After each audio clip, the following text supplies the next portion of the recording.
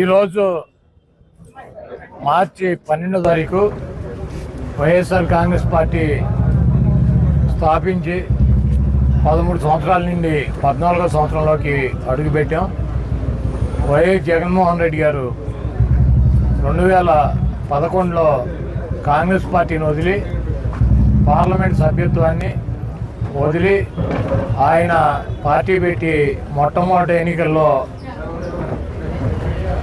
ఆంధ్రప్రదేశ్లోనే రికార్డు మెజార్టీతో 5,35,000తో పార్లమెంటు సభ్యుడిగా, ఆయన తల్లి విజయమ్మ గారు పులివెందుల నుంచి శాసనసభ్యురాలుగా అఖండ మెజార్టీతో శాసనసభ్యుడిని పార్లమెంటుని గెలిపించారు. అదేవిధంగా ఆ తర్వాత జరిగినటువంటి బై ఎన్నికల్లో మరి మెజార్టీ సీట్లు 18-15 సీట్లు గెలిచి ఆయన శక్తి ఏంటో నిరూపించుకున్నారు. ఆ తర్వాత నెల్లూరు పార్లమెంటు కానివ్వండి, అదేవిధంగా కొవ్వూరు అసెంబ్లీ కూడా గెలవడం జరిగింది. 2014లో జరిగినటువంటి ఎన్నికల్లో పార్టీ నిర్మాణం పూర్తిగా లేకపోయినప్పటికీ జగన్మోహన్ రెడ్డి గారి మీద అక్రమ కేసులు పెట్టి 16 నెలలు జైల్లో బంధించినప్పటికీ 2014లో జరిగిన ఎన్నికల్లో మరి చంద్రబాబు నాయుడు, ఇదే పవన్ కళ్యాణ్, ఇదే మోడీ గారు కలిసి జగన్మోహన్ రెడ్డి గారిని ఓడించాలని ప్రయత్నం చేసినా కూడా 67 సీట్లతో బలమైనటువంటి ప్రతిపక్ష నాయకుడిగా ఆయన ఈ రాష్ట్రానికి అయ్యాడు.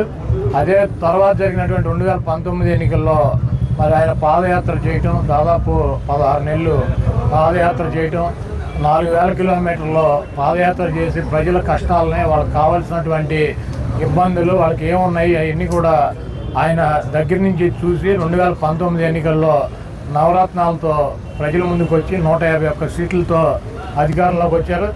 ఈరోజు మళ్ళీ ఈ సంవత్సరం 3వ ఎన్నిక మేము జనరల్ ఎన్నికల్లో పోటీ చేస్తున్నాం. మళ్ళీ జగన్మోహన్ రెడ్డి గారిని ఓడించాలన్నటువంటి ఉద్దేశంతో చంద్రబాబు నాయుడు 2014 నుంచి 19 దాకా రాష్ట్రం విడిపోయింది, క్లిష్ట పరిస్థితుల్లో ఉంది, రాష్ట్రం ఆర్థిక ఇబ్బందుల్లో ఉంది, డెఫిసిట్లో ఉంది. నన్ను గెలిపిస్తే మీకు ఈ రాష్ట్రాన్ని అభివృద్ధి చేస్తానని చెప్పి దొంగ మాటలు చెప్పాడు. అదేవిధంగా బీజేపీ కూడా ప్రత్యేక హోదా ఇస్తానని చెప్పి రకరకాల వాగ్దానాలతో చంద్రబాబుకు మద్దతు ఇచ్చింది. పవన్ కళ్యాణ్ గారు కూడా నన్ను నమ్మి చంద్రబాబు కోటేయండి, ఆయనకు అనుభవం ఉంది, తప్పకుండా నేను మీ తరపు నుండి ప్రశ్నిస్తానని చెప్పి ఆయన చంద్రబాబును ప్రశ్నిస్తూ మానేసి మమ్మల్ని ప్రశ్నిస్తూ మొదలెట్టాడు. మోడీ గారు, చంద్రబాబు నాయుడు గారు మరి రాష్ట్రానికి చేసింది ఏమీ లేదు, కనీసం ప్రత్యేక హోదా, ప్రత్యేక ప్యాకేజ్ ఇస్తారంటే మొదట చంద్రబాబు గారు అరుణ్ జైట్లీ గారికి, వెంకయ్యనాయుడు గారికి సన్మానం చేశాడు.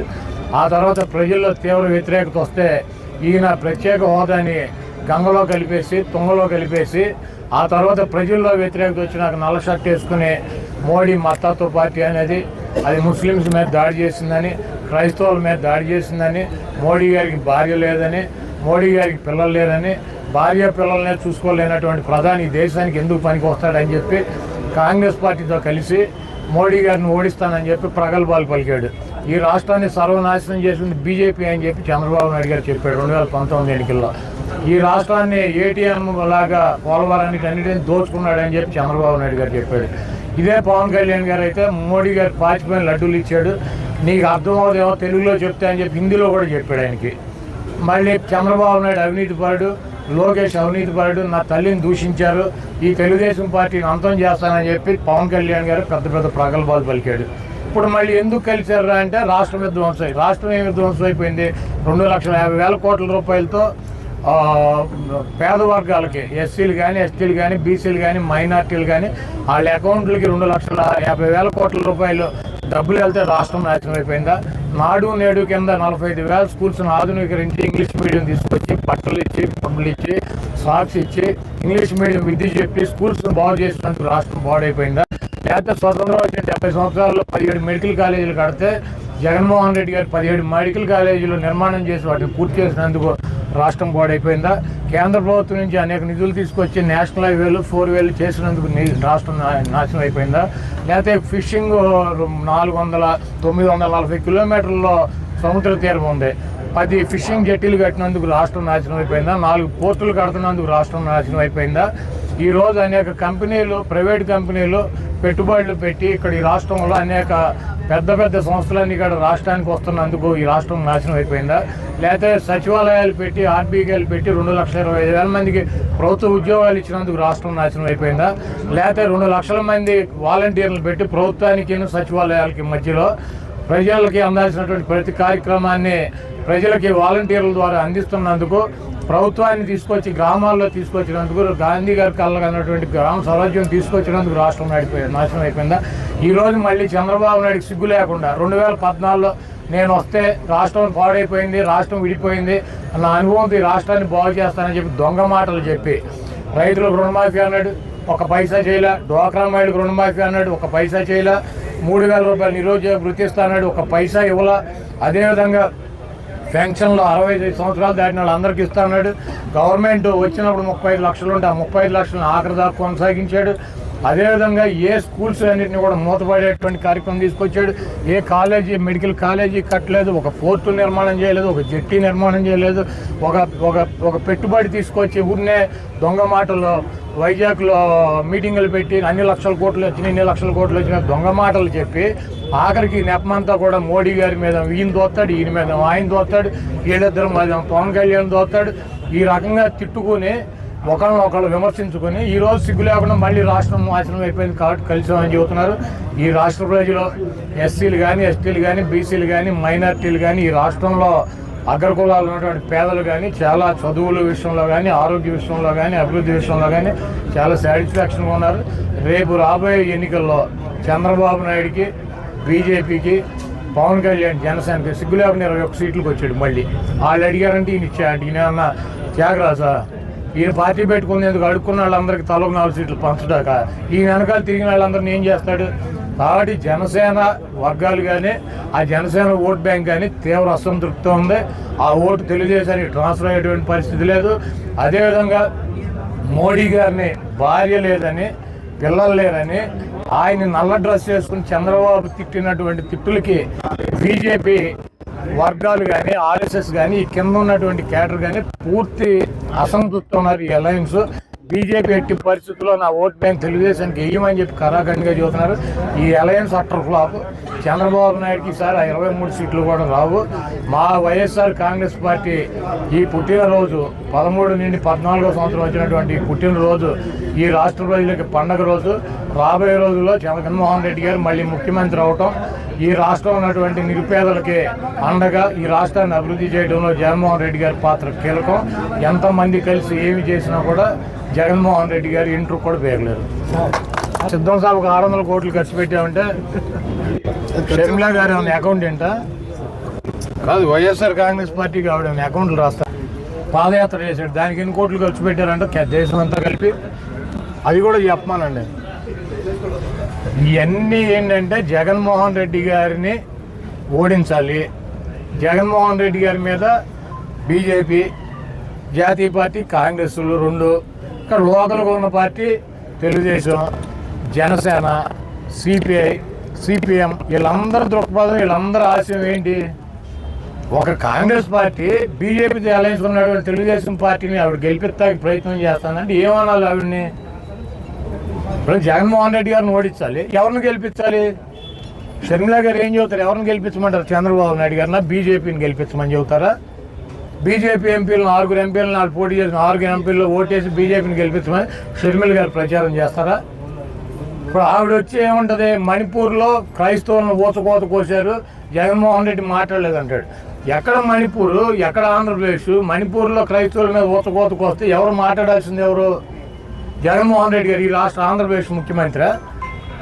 ఈవిడ వెళ్ళిందా మణిపూర్? ఈవిడ వెళ్ళిందా? తెలంగాణనే నాది, తెలంగాణనే నేను, తెలంగాణలోనే అన్నీ అని తెలంగాణ తిరిగింది. ఆ రోజు మణిపూర్ గురించి ఎందుకు మాట్లాడాల?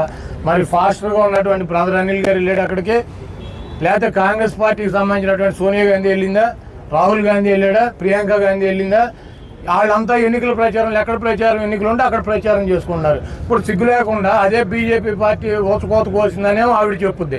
అదే బీజేపీతో అలయన్స్ ఉన్నటువంటి క్రైస్తవులను ఓచుకోత కోసినటువంటి పార్టీ అని చెప్పి చెప్తా మళ్ళీ ఆ బీజేపీతో ఉన్నటువంటి చంద్రబాబుని గెలిపించమని చెప్పి మా ఓట్లు చేస్తారని చెప్పి ఆవిడ ప్రయత్నం చేస్తుంది. ఇది రాష్ట్ర ప్రజలకు అర్థం కాదా?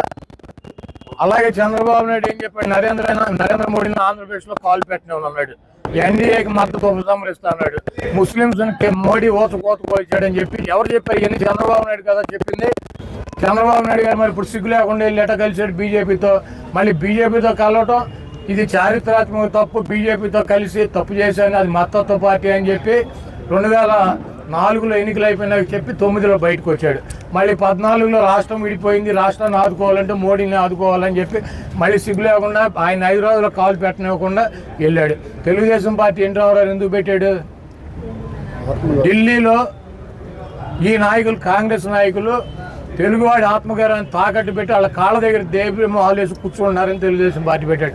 వాళ్ళు అదే పార్టీని నడుపుతున్నటువంటి చంద్రబాబు నాయుడు ఏం చేశాడు? ఎన్నిసార్లు వెళ్ళాడు ఢిల్లీ? బీజేపీ అలయన్స్ కోసం ఎన్నిసార్లు ఢిల్లీ వెళ్ళాడు? ఎన్ని రోజులు వెయిట్ చేశాడు? మేము అక్కడ పాండిచేరి వెళ్ళి రావాలి అమిత్ షా గారు అంటే ఈయన ఇట్లా పెట్టుకుని వెయిట్ చేస్తూ ఉంటాడు, ఆయన ఎప్పుడు వస్తాడని చెప్పి. ఈ గతి ఎవరు? తెలుగువాడి ఆత్మగౌరవం కోసం పెట్టినటువంటి తెలుగుదేశం పార్టీ తెలుగువాడి ఆత్మగౌరవాన్ని ఢిల్లీ వీధుల్లో తాకట్టు పెట్టలేదా? ఈ దొంగ ఈ 420 ముఖ్యమంత్రి పదవి కోసం చంద్రబాబు సిగ్గు లేదా మాట్లాడతాకే. షర్మిల గారు బీజేపీ అలయన్స్ ఉన్నటువంటి తెలుగుదేశం పార్టీని గెలిపించాలంటది. మళ్ళీ ఆవిడే వచ్చి మణిపూర్లో క్రైస్తవులను కోత కోసారు. ఎవరు కోసారు? అక్కడ ఏ ప్రభుత్వం ఉంది? కేంద్రంలో ఏ ప్రభుత్వం ఉంది? ఆపాల్సిన బాధ్యత జగన్మోహన్ రెడ్డి గారికి నాకు ఉంటుందా? ఆయన క్రిస్టియన్ మిషనరీ పెట్టి క్రైస్తవుల కోసం పాటుపడేటువంటి వ్యక్తి అనిల్ అని చెప్తాడు. ఎవరెళ్ళి ఆపాలి? ఎవరెళ్ళి వాళ్ళని పరామర్శించాలి? వాళ్ళు అటువంటి పార్టీకి వీళ్ళు వెళ్ళి మద్దతు ఇస్తారు. ఇవన్నీ రాష్ట్ర ప్రజలు గమనించట్లేదా? ఈ పనికి మాలిన మాటలతో కాంగ్రెస్ పార్టీ 0.9% ఉన్న ఓటింగ్ 0.7కో 6కో వస్తుంది. షర్మిలమ్మ కాంగ్రెస్ పార్టీకి నాయకత్వం వహించిన ఇక్కడ ఎవడో అభ్యర్థులు మారే పరిస్థితి లేదు. అసలు కాంగ్రెస్ జెండా పట్టుకునే పరిస్థితి లేదు. ఎవడో ఒక 50,000 రూపాయలు కూడా పార్టీకి ఖర్చు పెట్టే పరిస్థితి లేదు. ఆవిడేదో కళలు కానీ ముఖ్యమంత్రి అవ్వాలని తెలంగాణలో పార్టీ పెట్టి ఆ దుకాణం హుస్సేన్ సాగర్లో కలిపేసి ఇక్కడికి వచ్చి జగన్మోహన్ రెడ్డి గారిని ఏదో సాధించాలని చూస్తుంది. ఇవన్నీ కూడా ఈ రాష్ట్ర ప్రజలు గమనిస్తున్నారు. బీజేపీ వదినమ్మ ఏమీ చేయలేదు, కాంగ్రెస్ చెల్లెమ్మ ఏమీ చేయలేదు, ఈ 420 చంద్రబాబు ఏం చేయలేడు, దత్తపుత్రుడు ఏం చేయలేడు, ఉత్తపుత్రుడు ఏం చేయలేడు. అందరికీ రాష్ట్ర ప్రజలు గుణపాఠం చెబుతారు. కానీ తెలంగాణలో ఉన్నారు, అక్కడ 5,000 ఎత్తే ఇక్కడ కూడా అబ్బా బాగా చెప్పింది షర్మిలమ్మ అనుకుంటారు. కాబట్టి పక్కన తెలంగాణలో 5,000 ఇస్తున్నారా, 3,000 ఇస్తున్నారా? 3,000 అక్కడ ఇస్తున్నారు. కర్ణాటకలో ఎంత ఇస్తున్నారు? 2,000 ఇస్తున్నారు. ఆంధ్రప్రదేశ్లో గెలవకు ఒక సీటు కూడా డిపాజిట్లు రానటువంటి డిస్పోజల్ కాంగ్రెస్ పార్టీ 5,000 ఇస్తుందంటే జనం ఏమైనా ఎర్రి పప్పలా? ముందు తెలంగాణలో ఇప్పించమనండి 5,000, ఈ పక్కన కర్ణాటకలో ఇప్పించమనండి 5,000. ఊరికి ఏదో జనం ఏదో గొర్రెలు, మనం ఏదో పిచ్చివాగుడు మీడియా ముందు నుంచి మాట్లాడితే జనం వింటారు. 5,000 ఇవ్వమనండి. రేపు రేవంత్ రెడ్డిని తీసుకొస్తాను, ఆయనతో 5,000 ఇప్పించమనండి. తెలంగాణలో డీకే శివకుమార్ బాగా ఫ్యామిలీ ఫ్రెండ్ అని చెబుతాను కదా, ఆయన ఇప్పించమని తెలంగాణలో 5,000, కర్ణాటకలో 5,000 ఇప్పించమని. అప్పుడు చెప్పమని ఇక్కడ ఎన్నికల మేనిఫెస్టో గురించి. డిస్పోజల్ పార్టీ 1% ఓటింగ్ లేదు. రాహుల్ గాంధీ వస్తే ప్రత్యేక హోదా మీద మొదటి సంతకం. అసలు ఆయన ఎంపీగానే గెలవడు.